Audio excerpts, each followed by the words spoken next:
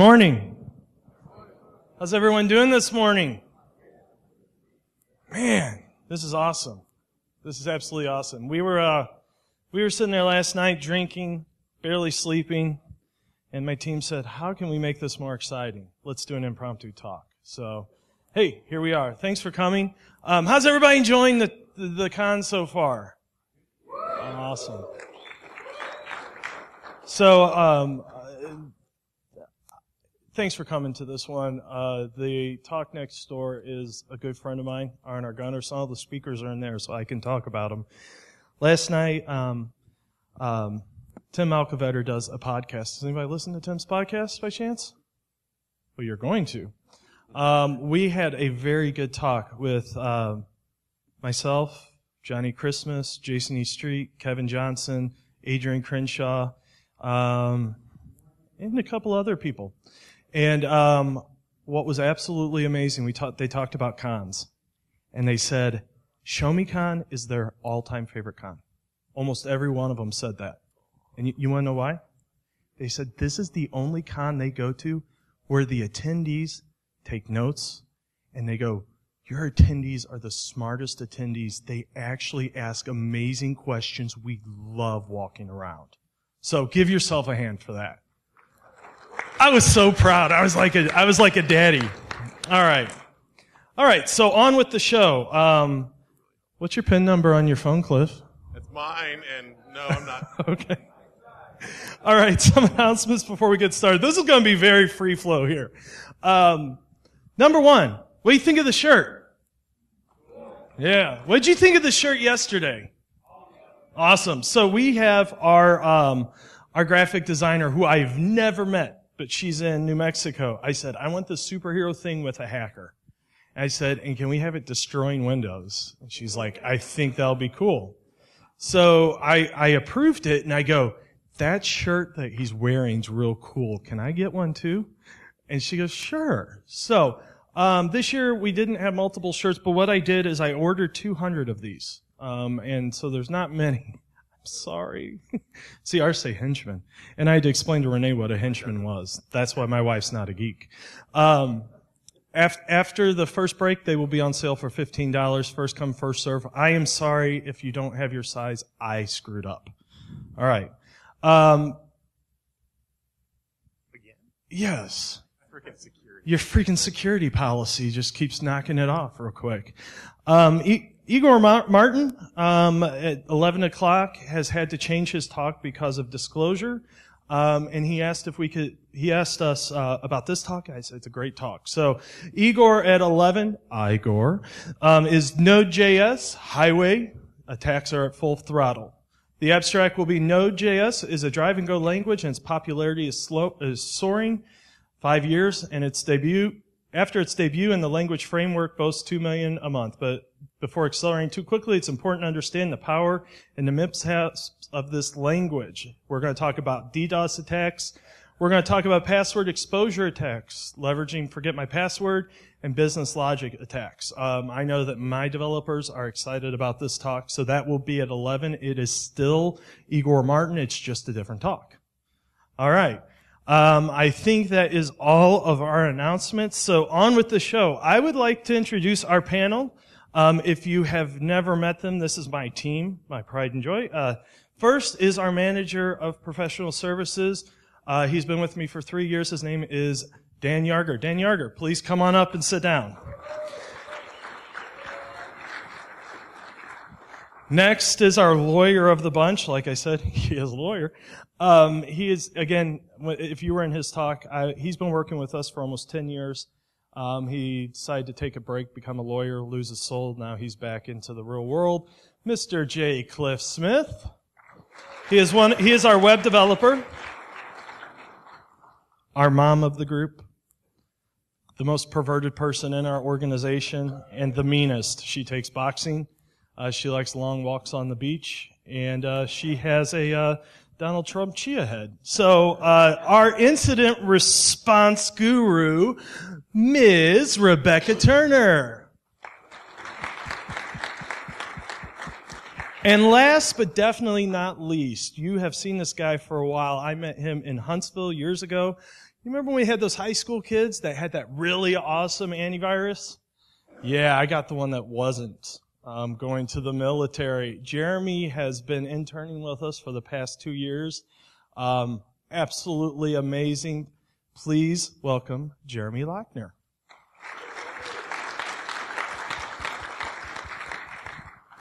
All right. So, as you can tell, we had about 5 minutes of prep on this. So, we obviously have a lot of things set up. So, the format that I think we're going to go through is I'm going to go a little bit over some Trojans. If you've seen this before, that's fine. If you haven't, I want you to understand what we're dealing with.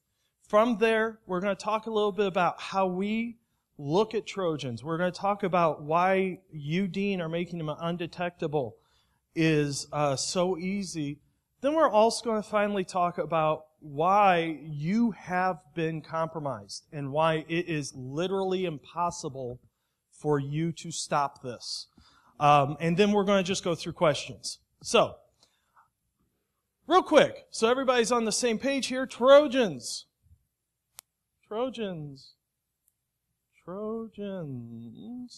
So, again, when we're talking about Trojans, we're talking about rats, remote administration tools. These are programs. People, remember, it's an application. What sort of vulnerability do you need to run an application? None. These can run on any system. What they will do is you have a client-server piece. Now understand that small piece that you find on your end? That's that little server piece. The nice GUI is on this end. The way that the attackers work is we create our server. We tell them how to call back to us. Okay? Now, I don't know anybody's network here. Everybody has a firewall. We do the slow clap, right? Every CEO goes, we have a firewall, so we're good. I don't know your network, but I know you probably allow web traffic to your end users. And you may proxy your data, but you're not proxying SSL. Let's face it, SSL proxy sucks. So you have VPN, or you have SSL 443 wide open, and let's face it, it's encrypted. You're not even looking at it. So I'm going to slip my Trojan out port 443. Did I just get out your network? Don't answer. Yes. The answer is yes. So what will happen is once I have that Trojan, I have to social engineer you to run it. I'm installing this Trojan. It connects back to me. Bing, bang, boom. It takes just a couple seconds. Now, why do we call this a rat? We call this a rat because it's an administration tool. It gives us so many features. It allows us to be able to upload, download, look at your registry, turn on your webcam, turn on your turn a keylogger on, listen to your audio. It allows us to do basically everything. Imagine the hacker is sitting right next to you on the table. Okay? That's what we're discussing. Now, some of the ways that a lot of people are looking at with their wonderful endpoint detection is we're looking for new installations. Understand that Trojans do not install these days. We inject into previous processes, mostly your web browsers, Explorer 32 for Windows, and then for Mac and Linux, you know what, we don't even have to worry about because you guys aren't running antivirus or any security on those, so we're good. But what we'll do is we will actually inject into a program. 1, zero footprint. 2, your most effective tool against a Trojan is your desktop firewall. It's application-based. I start a new process, that bad boy's going to come up and say, hey, new process, are you going to allow it? Your end user's going to say, yeah, but you may not, right? But guess what's already allowed? Your web browser, System 32, all of that. So, zero footprint right in. And we can talk a little, we'll have Cliff talk a little bit more about this later and myself, but this is the way we inject. We do not install anymore. Antivirus, understand, antivirus is an IDS, and all you have to do to IDSs is lie to them. All of our detection is IDS. We won't get into a rant here. Sorry, Dennis Miller. But IDSs are very easy to get by. So bypassing AV, a lot of different ways we can do it. We can just compile source code. We can go through, use Packer cryptors. Again, we're just changing the signature, or we just go purchase one for $30 with software support. All right. And then anti-detection techniques. I hate to tell you, we'll be talking about this a little bit more, but the only way to detect a Trojan is looking at the network traffic. Endpoint is useless. If that is your main tool, sorry, hate it. Well, I know you spent a couple $1 million on it, but it's not saying don't use it, but don't expect that to catch something. Different ways for us to detect. One of my favorite Trojans from years ago was Shark. I fell in love with this. I had emotional attachment to it. This was in 2007. If the server starts in VMware, Sandboxy, Virtual PC, VirtualBox, do not run. You know why? Because everybody's sandboxes in VMs. Well, we'll just run everything in VM. Well, I won't turn this on, right? This is the same one that said, to give you an idea how old this slide is, Ethereal. If Ethereal runs, or Wireshark, quit sending traffic. How are you detecting these? Okay. Everybody have a pit in their stomach now? All right, we're good. All right, so when we're talking about Trojans, understand that we do hide these with rootkits. And again, rootkits have no other job but to hide the program. And some of these have built-in rootkits. This is Windows protected model. It loads as a virtual device driver, and that allows us to be able to make Windows lie to you. Now again, this is not a Windows-only issue. Mac and Linux have the same problem. It is an application. Can anybody tell me an operating system you cannot install an application on? Exactly. According to PCI, what's the one system that we don't have to worry about Trojans on? Linux devices. No. And Apple. No. Oh, no. WAFs. No. Jesus Christ. Our former employee, Dan Yarger. It was great talking to you all today. DSS says mainframes, so we're good. RISC systems. So anyway, so this is where we're at. Your computer is going to lie to you. Again, what we really want to understand. Who here has played with the Trojan? Kevin Johnson raises his hand. He's like, me, and I create them all the time. I love having Kevin here. Wonderful man. Yes, if you haven't, go play with them. In a virtual environment, no way connected to anything in the entire world. Someone's good enough to create a Trojan, they can backdoor it. But if, in all seriousness, if you're an InfoSec professional and you've never played with this, you're not doing your job. This is the number one thing you're going to be dealing with. Okay?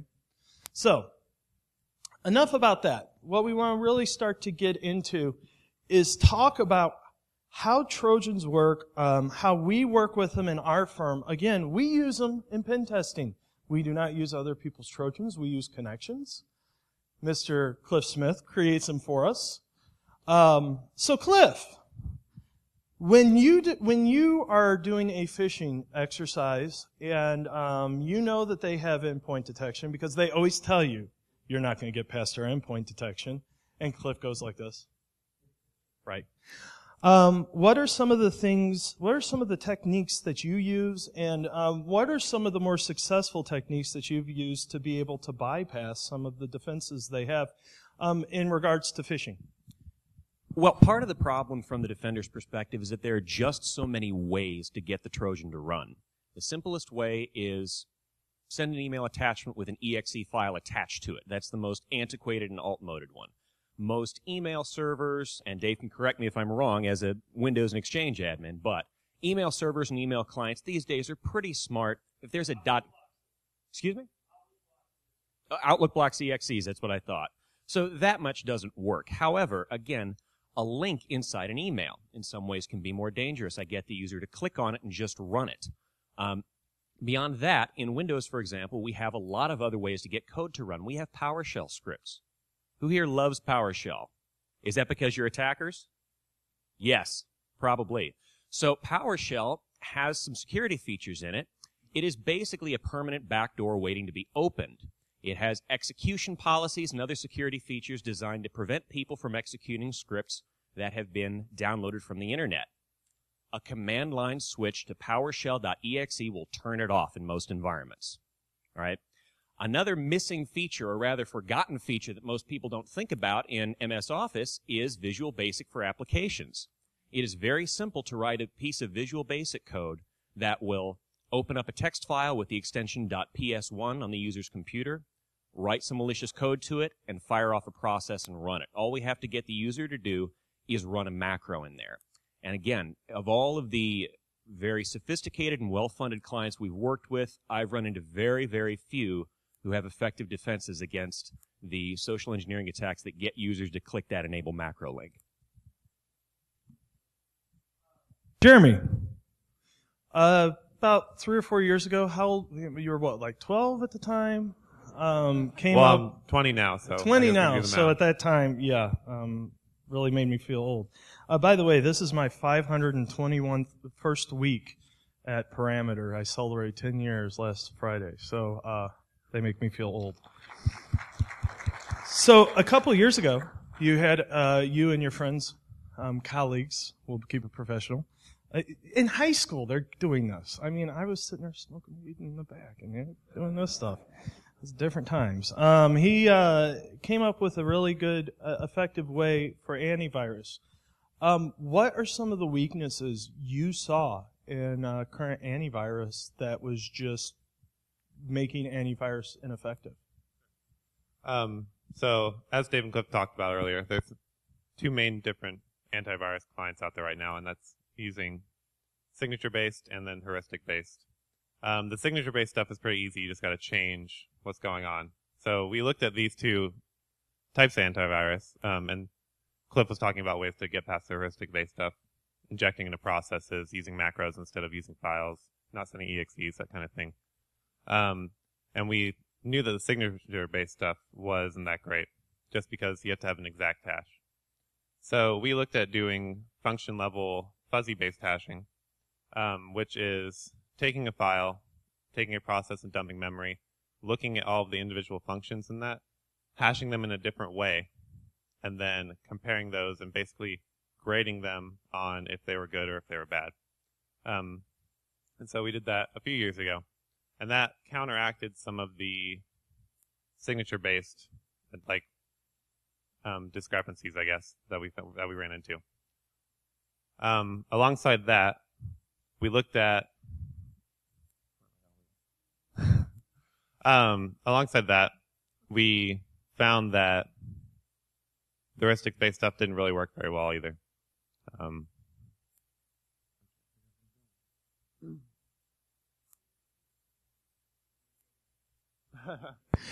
These guys did not realize they were going to be speaking. And some of these, Jeremy and Becky, this is their first time speaking. So, encouragement, please. You're doing good. Yeah.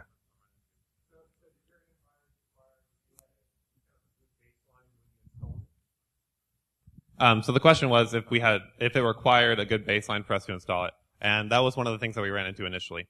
The very first thing that we did once we built the software was try to build up a baseline for good software. So we looked at the things that were already inside of the base Linux operating systems. You know, we have the basic files like ls and things in slash bin. And then we looked at some of the more popular user programs that were downloaded. Things like Wireshark security tools, things like Microsoft Office, LibreOffice, some of the very common things, web browsers. And we built those as a baseline and graded them as good. And we used those, and alongside that, a bunch of malware that we had found and loaded up into the database, and we compared those as good as bad. Obviously, there's functions in both those things that might be shared. There's basic print functions, there's basic lookup functions, things like that. And so they got graded as neutral. So you build up this database, similar to like a signature database in traditional antivirus, and we use that to grade entire files. by looking at their individual functions. Awesome. Thank you. Just a yes or no question. Do you think that what you came up with, which I think was pretty revolutionary, would catch everything? I do not think it will catch everything. Yeah. Now, malware is traditionally packed, and some of the packers are getting really, really, really good. Alongside that, you can change a similar way to trick signature-based antivirus. You can change just little things in the file, and while we used fuzzy hashing, if you did it enough, or if you just, one thing that we found as an example is if we just took out all the functions and just had one long file, that broke our software. Awesome. Thank you, Jeremy. All right. So what we're going to do is we're going to switch over to Miss Becky and Mr. Dan. So Becky and Dan deal a lot with our incident response when we're dealing with, by the way, there's seats up here if everybody wants to come in. Guys, thanks for coming to this talk. Make us feel good. We feel like little darlings. Was it those little runway models, those little kids? We'll have you in address there, Dan. One of our specialties, we've been doing pen testing for 10 years. We got an incident response about 8 years ago. My better half kept seeing I was helping forensic investigators try to figure out why they weren't able to detect stuff. And she goes, okay, we're going to start doing it. So our specialty has been the incident response of malicious attacks. When we're dealing with the Trojan, this one's going to be to Dan. What are some of the first things that we do when we start dealing with the Trojan, and does time really matter? I would say any time you're dealing with incident response, time is always a matter. Things change, things spread. So the sooner you can be on site, the sooner you can actually take a look. And as Dave mentioned earlier, the one thing you have to keep in mind is that networks don't lie. And if the traffic's moving, the traffic's there. So, where you might not be able to see something on the endpoint, a lot of times by looking at the network traffic, you can actually see where it's going, see where it's connecting, and you can start validating connections. Interesting. I know that my talk this afternoon is going to be going over this. But a preview. What do we have to do at the beginning, and what can everybody do to make this a better solution when we come in? What's the first thing that we do as far as traffic analysis? Well, the first thing we do is being able to set up someplace where we can actually monitor traffic from. Having someplace in your network that you can actually get to the traffic. A lot of times when we've shown up on site, it involves being able to unplug and plug things in, and a lot of times even system admins don't even know where they can actually plug in to get a mirror port. So having that knowledge ahead of time can speed the process up quite substantially. Who here's used Wireshark? Who here's an expert on Wireshark? One hand. Exactly. Who here's used Network Miner? If you have not used Network Miner, you are missing out. This is one of the tools we use. It helps recreate the packets. There's a free version, pay for the version. Gentleman that's created it, I've been trying to get him over here for years. And he goes, listen, Aquino, I don't talk non-technical. And I'm like, this is technical. But one of the things that what Dan was mentioning is we have to see what's going on in your network. Traffic doesn't lie. Do you remember when I showed you it said if Wireshark or anything's running, shut it down? We need to do a passive. We need to have a spam port, a mirror port. A lot of times we're bringing switches in, which that means that these clients do not have any visibility of their network if we're having to put a spam port in. We're not looking at the traffic. And if the traffic is, if you don't know what's on your network, this becomes an absolute nightmare. I had a client that we were doing incident response on, and they decided that anything coming from Europe had to be bad, anything outside of America, because they didn't have any traffic outside of America. And I told them that's not what we do. And then all of a sudden they're like, everything's infected. We see all this bad traffic. Yeah, they just listed Adobe updates as malicious traffic. So, Becky, when we're dealing with a Trojan attack and when we're dealing with malware, what, as the forensic investigator, what are some of the logs, tools, applications, images. What is good for you to be able to start your investigation? I like log files. I know. I know. Log all the things. Log all the things. And please don't delete them. Roll them over, get a SIM or syslog. That is one of the very first things we look at. Terminal services logs. Your domain controller. I want your domain controller logs. So those are two of the most important things that I'm going to look at. Tools? Tools. Or just what, let me ask you the question this way. We have had, we've probably worked on about 20, 30 cases a year. How many cases a year have everything that we need? None. How many cases None. have 10% of what we need? Most. 20, 50? It gets a lot smaller, exponentially smaller. Most people don't have everything that we need. I want your, like I said, we talked about log files, your domain log files, your network log files, your firewall log files. Your best bet is to get some type of syslog server and save your logs. And check your log files. What are you logging? Are you logging the correct things? Are you reading them? I just recently had a client that was logging, I'll say decently. But every other log entry I looked at was an error. Not because I was looking for an intruder, but because they hadn't set it up right.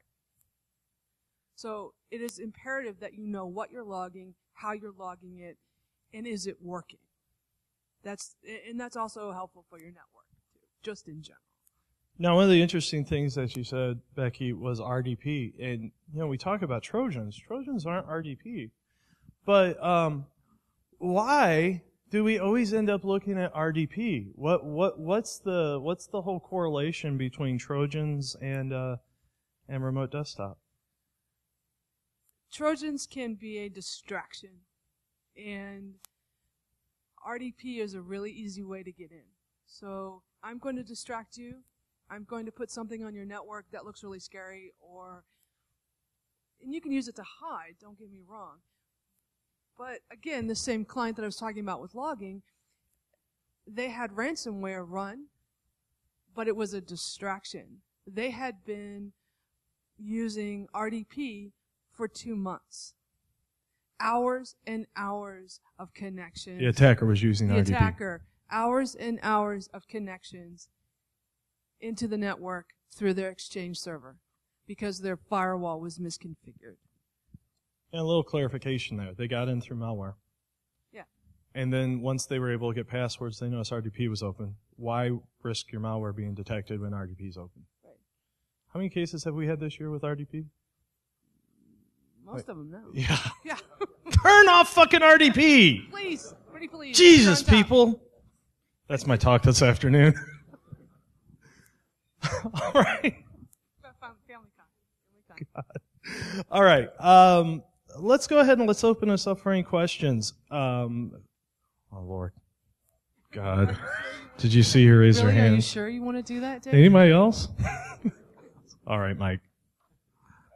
No, that's all right. Mike Sweeney from EPC, one of our sponsors, and the man who saves us by getting the hardware the day before the con. Mr. Sweeney, thank you.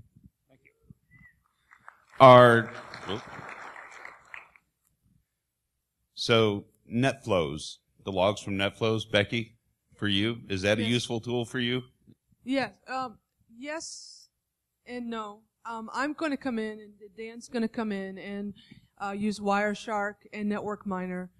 I am not as familiar with NetFlow data, I'll be honest with you. I'm going to look at your network and look at it, at what it's doing right now. Now, I may ask for historic information and then push it through my tools. So, yes and no. So, no right away, yes, maybe later. And I'll add on to that. NetFlow is good for you baselining. The Yes. more you know about your network, the easier. Because one of the things you'll find with us is you're involved in our incident response because you know your network. And it really sucks when you're already having a bad day and we're like, hey, what's this? And you're like, I don't know. So having NetFlow logs, understanding your network is great. All right, good question, Mike. Thank you. Yes. Your name, sir? Oh, you were wearing a hat, man. Sorry. DJ. Why are we getting these people? Why are you asking a question, This DJ? is Becky's friend, so this is going to be bad. DJ. Hey, Becky. So when you are parsing a ginormous collection of logs, what are the, let's just say, top 2 tools you typically use? I use a free tool, and there are plenty of free forensic and incident response tools out there. I use a free tool called Event Log Explorer.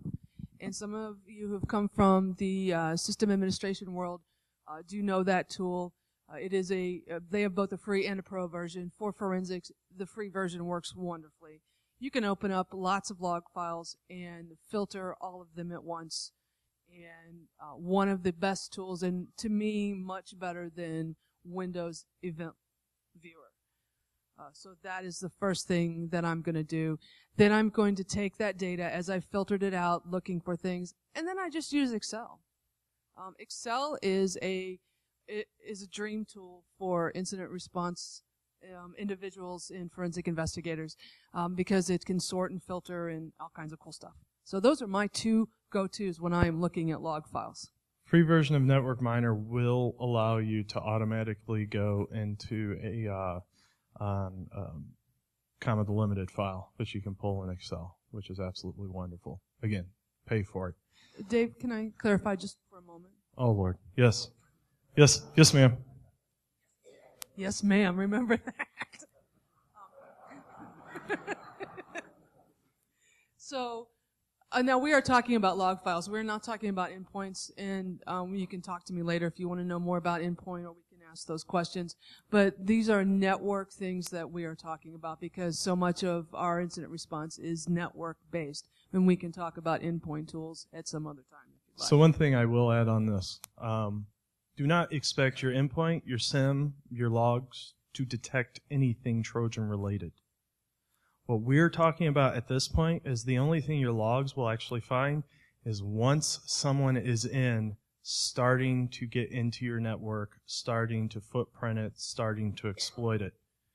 Windows logs, Linux logs, all those logs only log if you tell it to log. Do you think a freaking hacker, that's my Dr. Evil, freaking hacker will actually say, hey, go ahead and log my activity? No. But don't expect your logs to find the Trojan, but again, they have full access. That's what we're talking about here. We're trying to find what type of activity is going on. Great question. Another question. Oh my God. Mr. Kevin Johnson. You may not. All the way here. Oh, thank you, sir. So, awesome. Thank you very much, everybody. I think that this is a very underexplored area at talks and things like that. But my biggest question for you guys is, this is interesting. This is neat. There are a lot of people in this room that I will guarantee you haven't done what you guys do. How do they get started? How do they practice? How do they learn to be the next Becky Turner? Oh, you're so sweet, Kevin. Thank you. Wear high heels. Sorry, No. inside joke. No, you may not. For those of you that don't know me, there are no high heels and no dresses. There is a fabulous, for me, I live, breathe, and sleep forensics and incident response. It's my very favorite thing, and those that know me know I can't quit talking about it. There are a couple of websites that I followed, and I'm sorry, I can't pull them up off the top of my head. I believe it's about dfir.info. I'm sorry, I don't know. But this, there's a guy that I follow on Twitter. His name is DFIR Guy. He has a blog or a website, and there's tons and tons and tons of information. So there's a place to start. That's more about forensics than incident response. what I do, and I think this is good for anybody, is start following people on Twitter and start reading the blog posts that they do. And you'll find more people and you'll find more information. Everybody has a niche. Everybody has an interest in various things. So I follow people who do Mac forensics. I don't do a whole lot of Mac forensics, but I follow those people because someday I might need to know that. So start there. Go to trainings. Ask questions. You can ask me anything. Okay, almost anything. Thanks, Becky. I will talk about my experience again. When we started this company, I was blissfully ignorant on a lot of things. I was a exchange administrator, worked for a bank, ran a bank, IT. I watched a lot of Iron Geek. That's why he's here. We talked about that yesterday. In fact, it was amazing. Almost all the speakers I talked about, we all got our start because of Adrian. I played with Trojans. That's my favorite thing. I realized if I was going to do this illegally, I would do nothing but Trojans, and we always joked. We said business plan A is to start an ethical hacking firm. Business plan B is to drop ethical. Fortunately, we didn't have to do that. But the only way to know is to play with them. OpenWS.sc is my go-to site. There you will find samples of Trojans. You will find code. It is a remote administration programming site. There are black hats, gray hats, white hats on there. Please don't do this illegally. The biggest problem I have is that with people is the temptation's too real. If the temptation's real, I'll answer what Kevin said. Just don't do it. Just don't do it. However, you really need to understand how they work. Set up a lab. For years, I've always been scared of Trojans. And for years, there are people going, don't worry about it. Don't worry about it. And I'm like, listen, it's your desktops and it's malware. And that's what you have to worry about. I'm not going to pick on people, but Target. What got them? Malware on their desktops. Home Depot. Malware on their desktops. Schnucks. Malware on their desktops. Every one of our incidents. Malware on the desktops. This is the area you have to be dealing with. You have to play with them. All right. Great question, Kevin. Thank you. I saw a question back here, right? Anybody else have questions? Okay, we have one over here. I feel like Jerry Springer. For $5, I'll tell you. Oh, OpenSC. I don't know the NATO phonetics. Sergeant Cherry. .ws. Wussy Sergeant. Who had the question back here? Oh, what the site was. Wow, that was easy. Okay, it's over. Next question. Oh, all the way over here.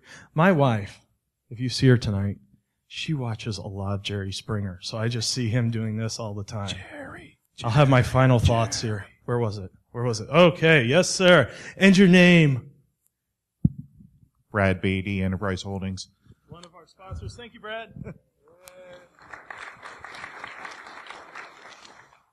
So the question is, what are the top 3 things in the investigations that you've held that if the companies had actually performed these items might have prevented the infection in the first place? Can I answer that? You can answer it. Can I start? Oh, you're never going to prevent this. When you start to play with these, and Brad, great question, because this is the question everybody wants to ask, how do I prevent this? One of the things that you will open your eyes on when you start to deal with Trojans is you're going to get one. You are going to get one. It's an application. You heard Jeremy. If you guys did not see us talk, get on Iron Geek. It is revolutionary. It was a defense contractor that had them as interns in high school. He said, I can't catch everything, right? It's easy to get past. Cliff, VBA, easy to get past. You have your end users that are protecting you against this. I would rather give Boy Scouts a flamethrower than to assume these are my end users. I'm the security pro. These people just suck at security. No, it's, and again, last year I did the talk about social engineering. It's not because people are stupid, they're human. At some point, it's going to win. All right? The top 3 things I think you can do, and then other people can talk. Number 1, security awareness training. Train everyone. You are all security people. You do not know how a Trojan works. Fail on security awareness training. If you're taking the same training as the secretary, it sucks. That's not security awareness. Your end users need to know why this is a problem. Dark Comet. Look at Bag of Mojo, Dark Comet. I have a Trojan on there. It will scare them to death. If you need to increase your budget, just show it to the CEO or the CISO. It's awesome.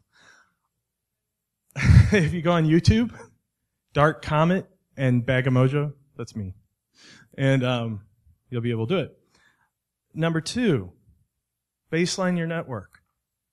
How can you find anomalies? Man, I'm doing my talk for this afternoon. How can you find just pretend like you didn't see this. How can you find anomalies if you don't know your network? Right? Use the Force. That's what he's talking about. Kevin, we talk about Star Wars all the time. As my wife says, we talk about Star Trek and the Force. We talk about Star Wars, right? Everybody uses the Force. I think something's wrong. Is the Force real, Kevin? Oh, see. I asked the wrong person.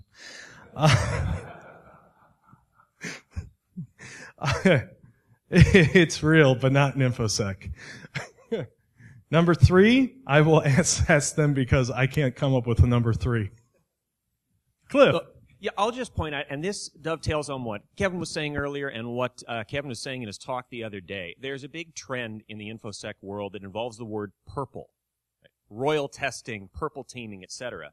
If you're not doing actual threat injection exercises in your own environment, then you don't really know what's going on. It's like driving a car without test driving it on the highway first. The OWASP Top 10, the top 10 list of major web application vulnerabilities, there's a release candidate for a 2017 version, hasn't been updated in 4 years.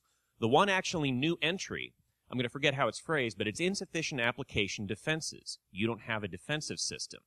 Incidentally, there is an OWASP project that is a standardized system for building a defensive system, but that's a little bit off the beaten path. If you don't know how your environment and how your team are responding, then you don't know what you're going to do in the event of an actual attack. In addition, this is a big pounding post of mine. Cross-training is incredibly important. If your defenders don't know how the attackers operate, and if your attackers don't know how the defenders operate, they're never going to succeed. Becky and I have had this conversation. Becky's had this conversation with the network pen testing team quite a lot at Parameter. If I'm doing XYZ, Becky, if I find an insecure file upload feature on a web app, I upload a web shell, I use a socket just in a web scripting language to build a reverse shell, I start executing shell commands, and I start pinging and trying to SSH to other things on the network. How are you going to catch me if I take a very simple, dare I say, smash and grab approach after I compromise that first server? So what are you looking for on your network? Are you monitoring for SSH brute force within your network, not coming in from the external? How are you managing lateral movement? Do you have NetBIOS turned on? My guess is your answer is yes. Most people have NetBIOS turned on, and it is one of the favorite things for everyone to use, both pen testers and attackers. LLMNR. I can never say that. So monitor your internal lateral movement, and that takes time. DJ, you remember when we did this together? Yes. This takes time and energy and patience and, dare I say, lots of bitching from users as we work through that. Okay, so we've hit 4 sections of my 5 points of my talk, so this is really starting to suck this afternoon. So, Dave, what are you going to talk about this afternoon? You know what? This one's a little louder. It's a little louder. I actually have no PowerPoint slides in my talk. I decided I would just wing it because why do we have to have PowerPoint slides? And then this came up. So this is a preview of this afternoon, though I do have a surprise. So my inspiration came from. You should be very scared if Dave Chronister has surprises. I guarantee you. That's how I wound up with a Donald Trump Chia Pet. on my desk. I told them we had a new employee, probably the best employee they'll ever have, probably the greatest employee. His name's Don. They believed me, and then I got a chia head, and Becky loves her chia head. So I water him. I dunked his head Lordy. for an hour. We don't have political discussions in our environment. We have all gamut. Anyway, so moving back to why Trojans are bad and not Donald Trump chia heads. In all fairness, we were going to get Bernie Sanders chia head, but he had like a Jerry curl, so it looked weird. Anyway, going on with what Becky said, internal visibility is important. That's going to be one of my rants this afternoon. Yay, you have VPN logs. So what happened once they got in? I don't know. Now, I'll tell you what, I make a lot of money with people saying I don't know. I feel bad about it, but the check cashes the same. And I we'll be honest. I mean, we do not like giving bad news to customers. None of us do, to our clients. But that happens way too often. Once they're in, what we say is we have to assume they have everything because you gave everybody access to everything and they got everything. So, all right. We are almost done here. First and foremost, thank you, panel, for being here. Again, Dan Yarger, Cliff Smith, Becky Turner, Jeremy Lochner. If you have any questions, they will be around. Have fun at break, and I will see you this afternoon. Thank you.